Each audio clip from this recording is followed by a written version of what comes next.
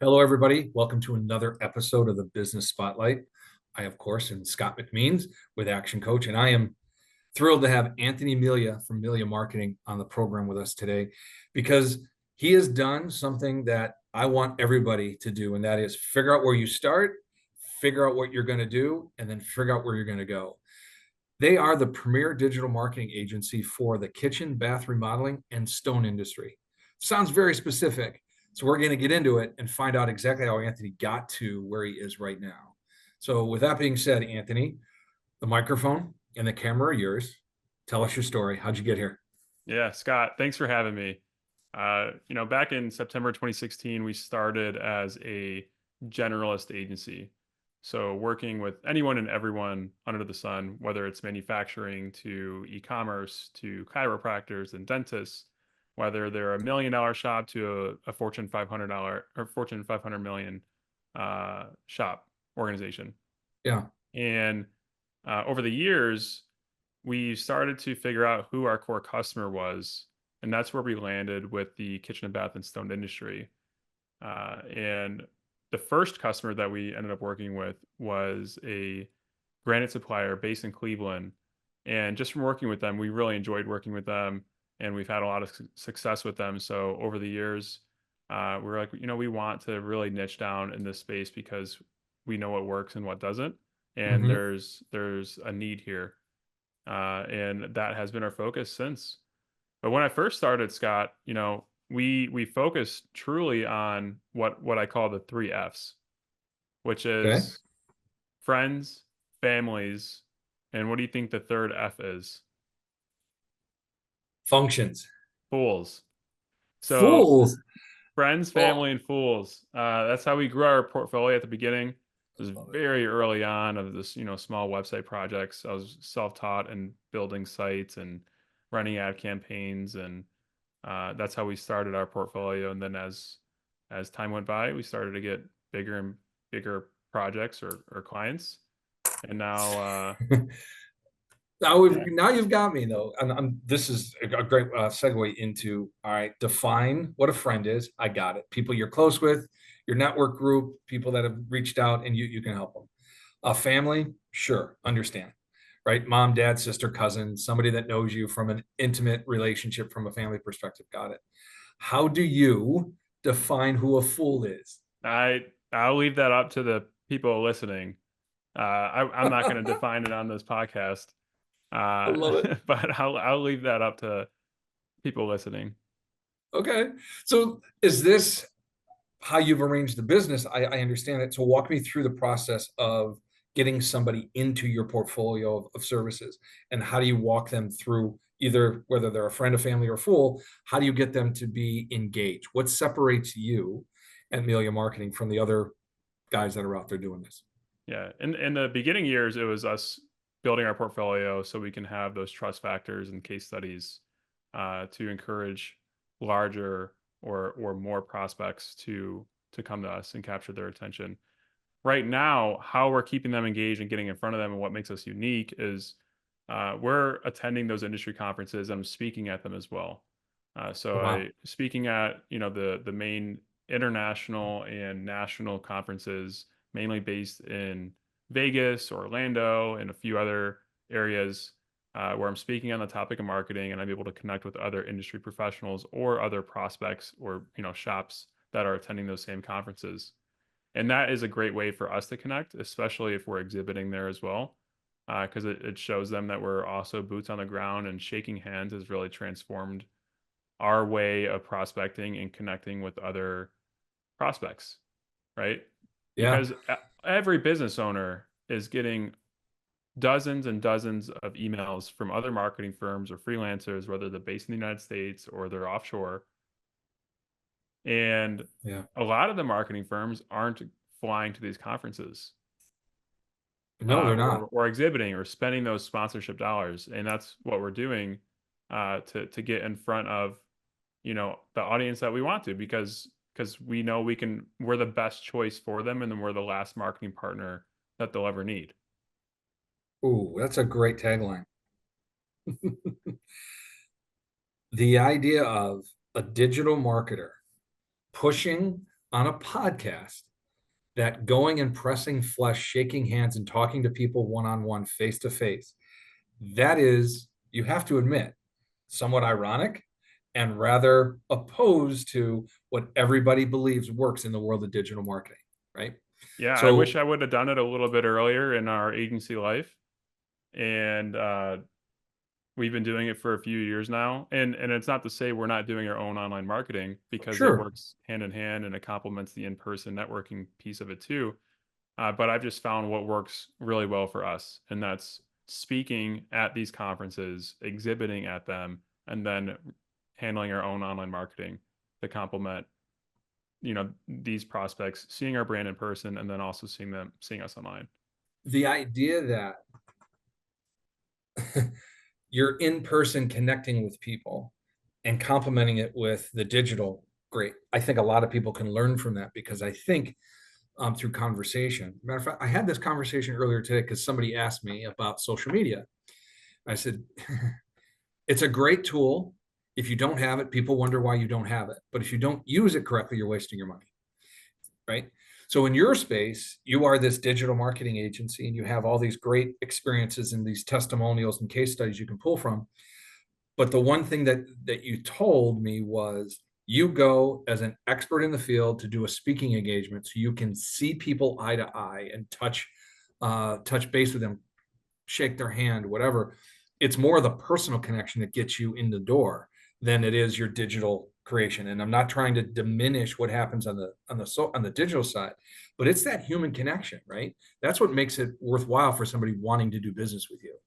Yeah, that's what really makes it more relationship driven rather than Yeah. a transaction of transactional relationship as a marketing agency.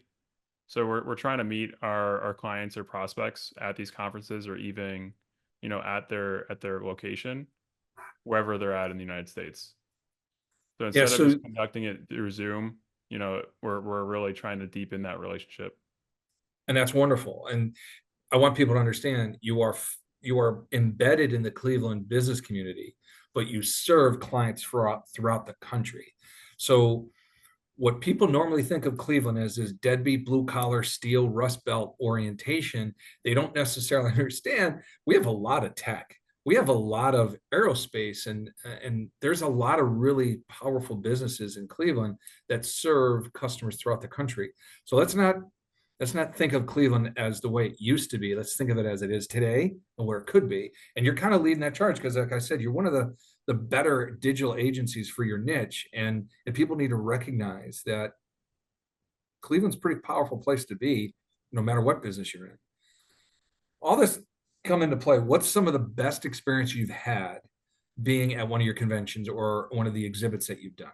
Since you're a Mm. speaker, I'm curious how that works. Yeah, Because this is a speaking at different these avenue, conferences. Anthony. What's What's that? that? I said, being a speaker, an expert in your field, is something that you should take and run with. And I think there's a lot of businesses that have that expertise and that clout of being a speaker, but they don't take advantage of it. So I'm curious how you pull that into the networking and the connections that you make. Yeah, I think speaking alone definitely puts you on a pedestal, and Mhm. allows other people to see you as that thought leader in the space. But just rewinding a little bit, Scott, that several years ago, uh, keynote speaking was not my thing. Yeah. So I would read through scripts. My inflection of my voice was very monotone, as it might sound like right now. And I still get really nervous when I'm up on stage to give my talk. However, as I've come to practice, as you do with a lot of things within your own business, and continue to rehearse things, and just put in the work, and try to improve just 1% a day, it just Ah, becomes a little bit more naturally, right? yep. So speaking for us has really provided us a lot of opportunities where, like I said, we're going to these conferences in Vegas and in Florida and other states, and we're getting the opportunity to speak in front of these crowds and to provide that insight or knowledge, whether they become a client or not. They're at least taking away actionable and tangible ideas that they could implement directly within their shop, and then they're still able to benefit from it. And another thing that we did that I think helped us gain that momentum to land those speaking engagements was that I came out with a book back in August of 2022 called Marketing Magnifier. And it talks about the 8 keys to magnify your marketing. And that's what I go over with in my talks. My main keynote presentation is Magnify Your Marketing. And it goes over, how to avoid those common marketing pitfalls and how to improve the marketing, sales, and customer experience, both on your online presence and on site within your showroom. So we're trying to connect all the Yeah. dots for a lot of these shops because they've grown their business so well through word of mouth and referrals. And although that's phenomenal, Yeah. it's sometimes inconsistent, right? And that's when Yeah. they're starting to get the need for marketing help.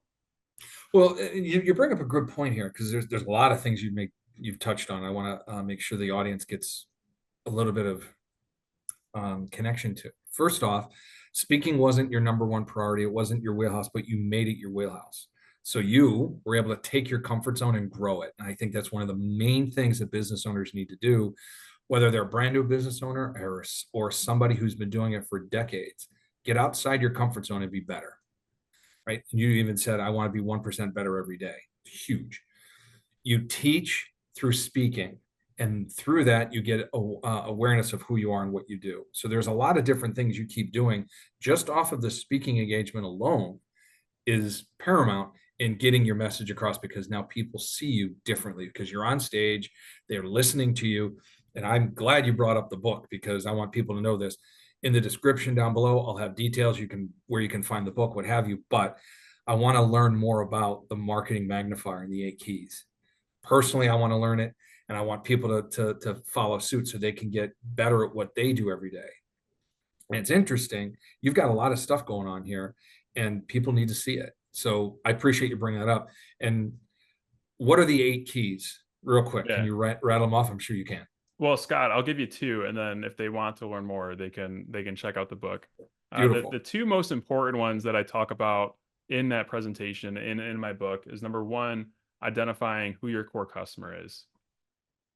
Okay. And you can say, the same term as target audience, your buyer persona, but we really identify it as who is your core customer, who has the time, the money, the budget, who's Mhm. willing to buy, who's your favorite customer on your roster right now, and how do you get more of those, and who is your least favorite, right? Who are the ones that you're uh, attracting and uh, they're wasting your time, or they're emailing you at 100%. night, calling you at night, and a lot of scope creep, right? So Yep. one of the keys is identifying your core customer. And I walk through an exercise on how to do that. And you're actually listening out your favorite customers who have the time, the budget, the need for your services or products, and then Yep. the characteristics behind those core customers. What do they do? What do they like to do for fun? And that the statement that goes along with how you're going to attract more of those.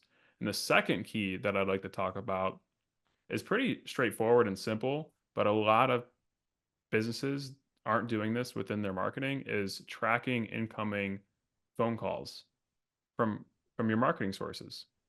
So we use a tool called CallRail. That's CALLRAIL,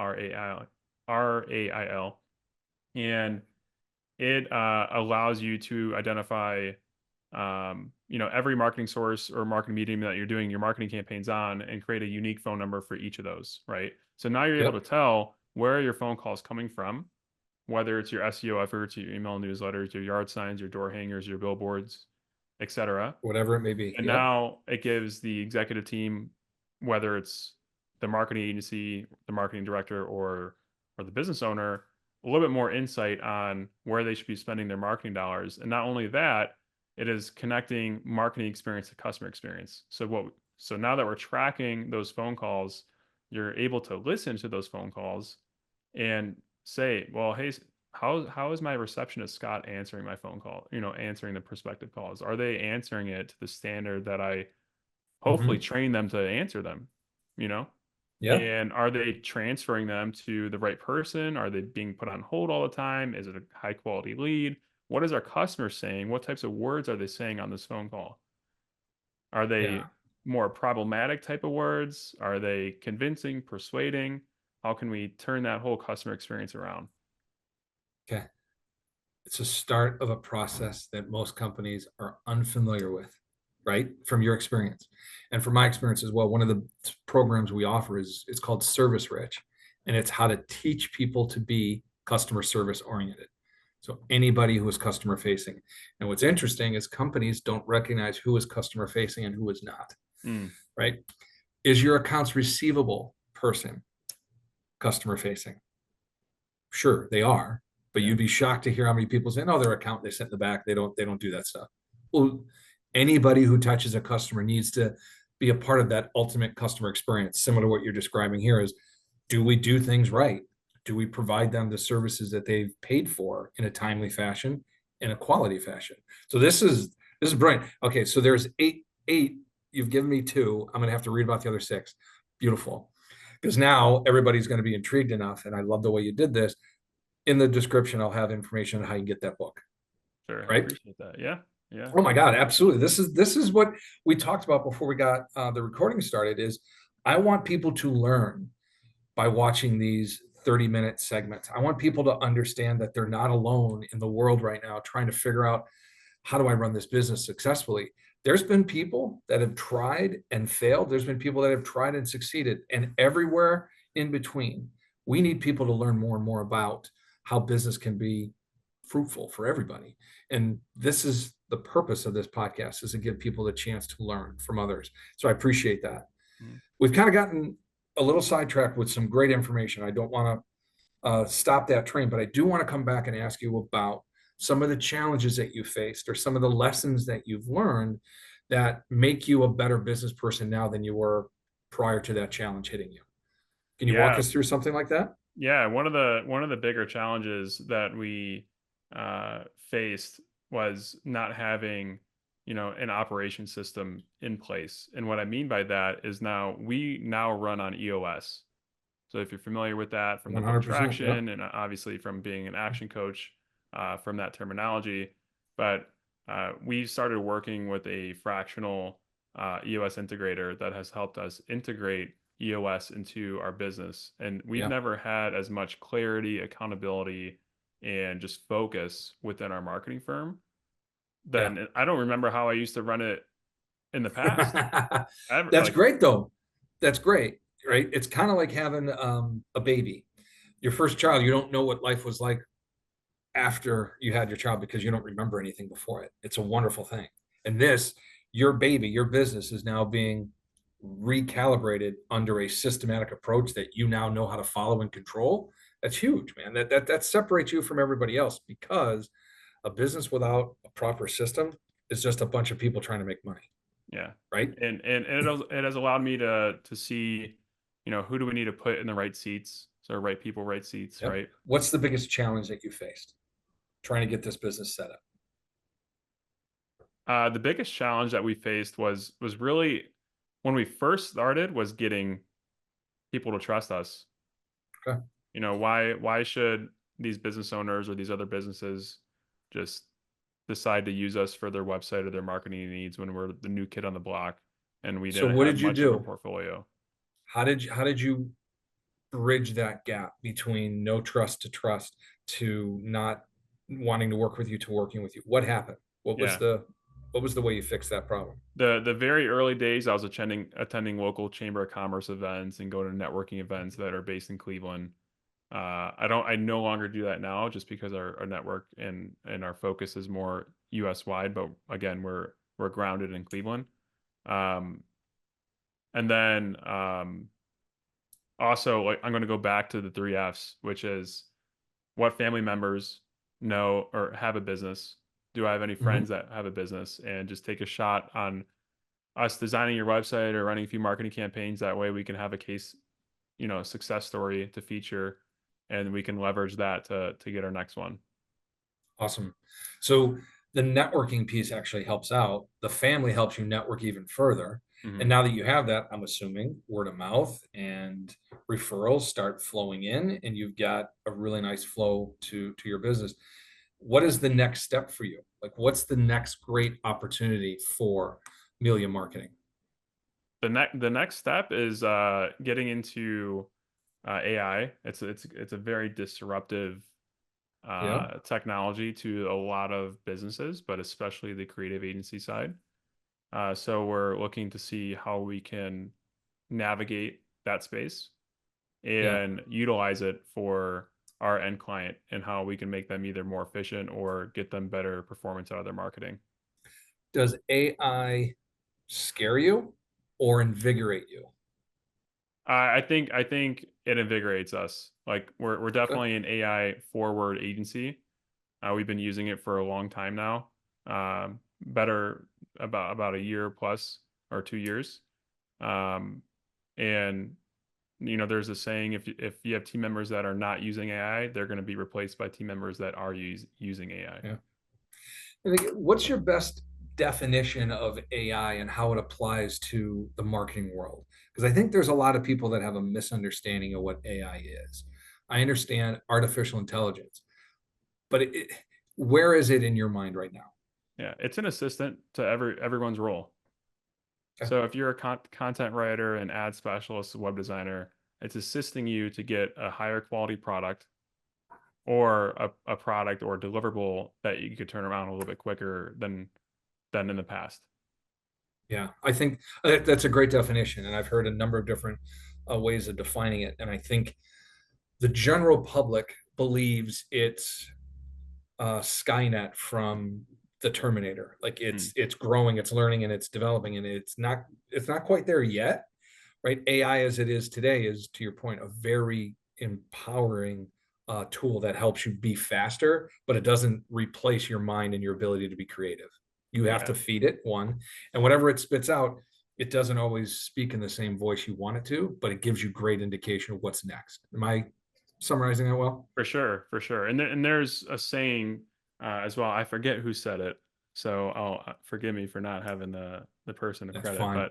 But AI is the dumbest that'll be right now, Yeah, that's a right? good point. Tomorrow it's even smarter. The next day, next year we're gonna look back and be like, wow, like What happened? Yeah, yeah, it's a good point. It's a good point. Hey, this has been amazing. A lot of great information. Like I said, I love the things you touched on. Finding your niche or finding your core customer, getting out of your comfort zone, right? Using tools, and then you've got the 8 marketing magnifier keys. I want to make sure everyone learn or does that. What I want to touch base, and the last question I'm going to ask Anthony is, you're going to sit down next to an 18-year-old self. What are you going to tell your 18-year-old self? mm. Adopt EOS from the beginning. Ah, One of okay. my I first love it. ones. So Right. a business methodology and operation system to Yep. continue to read and educate ourselves. Because once Okay. you stop Continuous learning learning. and educating, then you It's can't over. you can't remain at the forefront. I'd love to have practiced speaking much more at Okay. 18. And Yep. the fourth point would probably be jump into AI quicker than what we did. But here's the interesting thing about this question, right? It's always looking backwards, right? And hindsight is always 2020. So what I'd like to do with that question is give people that are in the audience the idea of whatever I'm thinking about right now, what decisions do I need to make in order to make that happen or not happen? Because I don't want to look back and say, oh, I should have, right? And that's the purpose of the 18, asking about your 18-year-old self. What would you do differently? And most people have always said the same thing: jump in early, right? And generally, when people say, we should have done this or should have done that, it stems from them being uncomfortable with it. So Yeah. the next thing would to be get comfortable with being uncomfortable, right? Yes. That Taking has the come risks up. that other people won't. Yeah, it's come up a number of times. Being comfortable with being uncomfortable. And I go back to uh, you making the comment. I was not a good speaker. I didn't like it. It was not in my wheelhouse. And now your number one marketing effort is being a speaker, a recognized expert in the field, so people want to come talk to you. That is huge because you're outside your comfort zone. You created a persona that didn't exist how many years ago?